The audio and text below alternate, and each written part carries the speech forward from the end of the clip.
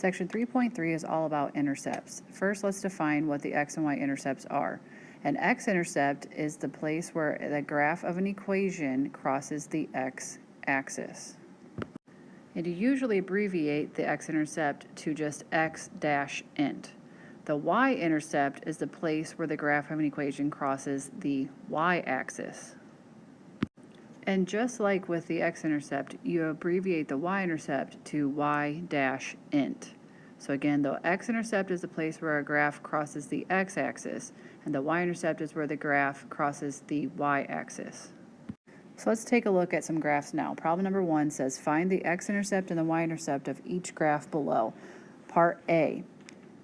We are supposed to find the x-intercept and the y-intercept. Remember, this is the x-axis and this is the y-axis. So to find the x-intercept, I'm going to go to the place where the graph crosses the x-axis, which would be right here. That ordered pair would be I'm going to the left 2 and then I'm staying there, so it would be 0. So my x value is -2 and my y value is 0. Next, to find the y-intercept, again, this is the y-axis, so we need to find the place where the graph crosses the y-axis, which would be right here at this point. The coordinates of that point, starting at the origin, I would be not moving left or right, so it would be 0 and then up 2. So my ordered pair would be 0, 2. Problem B. Again, looking for the x-intercept, I'm going to the x-axis. The place where this graph is hitting the x-axis at is right here at 4. I'd be counting to the right 4 and then staying there, so the ordered pair would be 4, 0. And to find the y-intercept, I'd be finding the place where the graph hits the y-axis right here, which would be up here at 2. So to find that ordered pair, I'd start here at the origin. I'm not moving left or right, so my x-coordinate would be 0, and I'm moving up 2 units, so the ordered pair would be 0, 2. And part C. For the x-intercept, the place where it's hitting the x-axis is right here at 3, so that would be 3, 0. And the y-intercept would be hitting the y-axis right here at 1, so it would be 0, 1.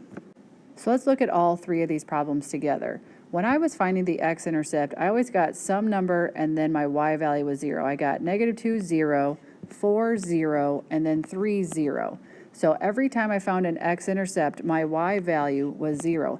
That's because any point along the x-axis has a y-coordinate of 0. So no matter where the graph is going to hit the x-axis at, the y value is always 0. Therefore, to find the x-intercept when I'm given an equation, what I need to do is substitute 0 in for y and then solve for x. Again, I do this because I know that any point on the x-axis will have a y value of 0. So by substituting 0 in for y and solving for x, I would be then finding the x-intercept.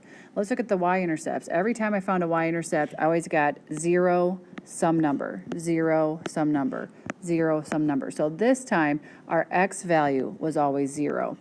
That is because any point along the y-axis has an x-coordinate of 0. So it doesn't matter where the graph is hitting the y-axis at, I am guaranteed that the x-coordinate is 0. So if I was given an equation and asked to find the y-intercept, just like the x-intercept, I'm going to substitute 0 in for x this time and then solve for y. And again, I am guaranteed that any point on the y-axis will have an x value of 0. So if I am asked to find the y-intercept, all I have to do is put 0 in for x and solve for y. Again, I'm going to use these tactics when I'm given an equation and asked to find either the x-intercept and or the y-intercept. So let's look at some examples now. Problem number 2 says find the x and y intercepts of the following graphs of the equations. Part A, 2x plus 7y equals 28. To find the x-intercept, I learned that I substitute 0 in for y. So taking that into my equation, I would have 2x plus 7 times 0 equals 28.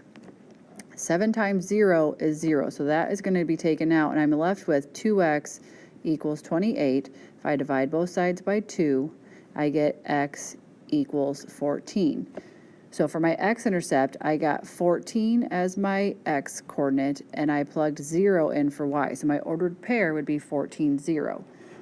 Moving on to the y-intercept, I know for the y-intercept, I substitute 0 in for x. So putting 0 in for x, I would have 2 times 0 plus 7y equals 28. 2 times 0 is 0, so I'm left with just 7y equals 28. Divide both sides by 7, and y equals 4. So this time for my ordered pair, I put 0 in for x and got 4 for my y. Moving on to part B, negative 3x plus 5y equals negative 15. To find the x-intercept, I put 0 in for y. So I would have negative 3x plus 5 times 0 equals negative 15. 5 times 0 is 0, so I'm left with just negative 3x equals negative 15.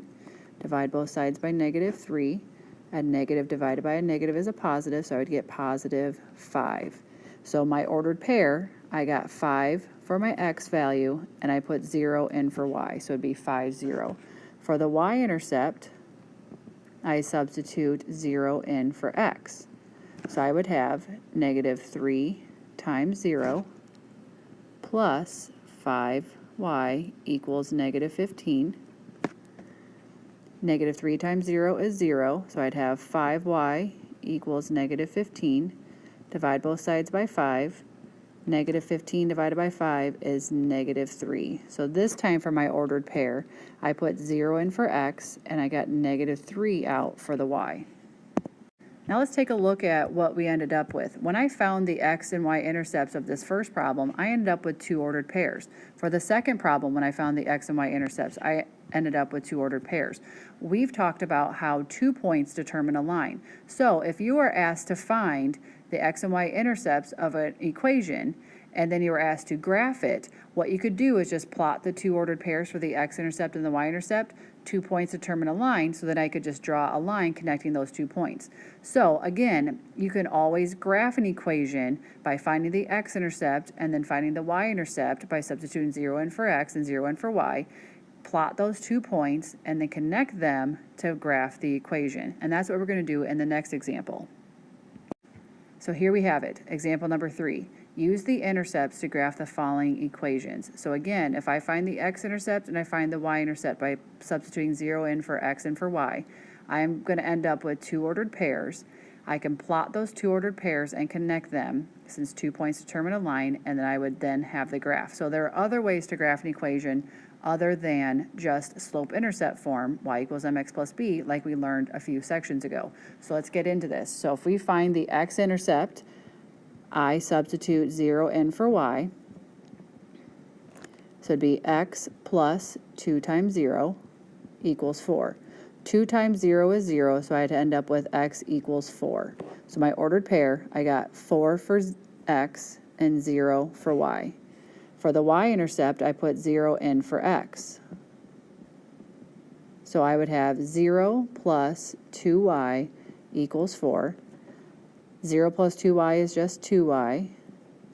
If I divide both sides by 2, I end up with y equals 2. So my ordered pair this time, I put 0 in for x, and I got 2 out for y.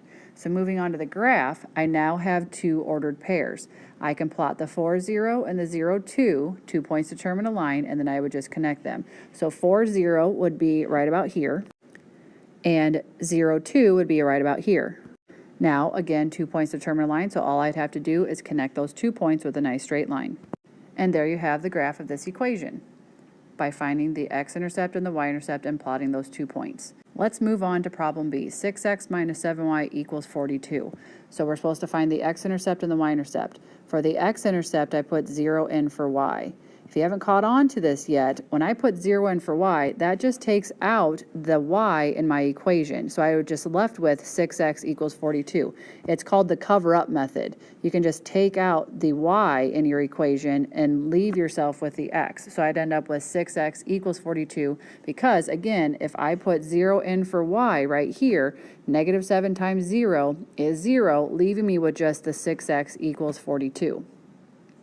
So if I divide both sides by 6, I end up with x equals 7. So my ordered pair would be 7, 0.